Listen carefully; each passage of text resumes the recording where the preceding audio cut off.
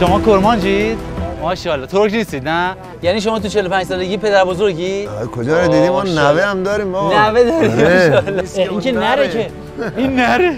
از یه ماده بیارم. نمیتونی اصلا. حالا شاید تونست. چه سخت ولی اومد یه چیزایی داره میاد. اومد. چند تا یادتون میاد تا حالا از این کومه ها زده باشید؟ من 50 سال. 50 سال کومه زدی؟ من بهت گفتم یه دونه گوسفند سر اصلا حرفش هم نزن. نه من غذا فقط محلی. همین غذایی که خودتون میخورید، غذای سردستی، من عاشق اینا. این چیه؟ ما به این میگیم گراره به شیر. گراره به شیر. بله. شیرش که شیره، گراره چی میشه؟ گراره همون برنجشه، چون حالت کت مانند میشه ما میگیم گراره به شیر.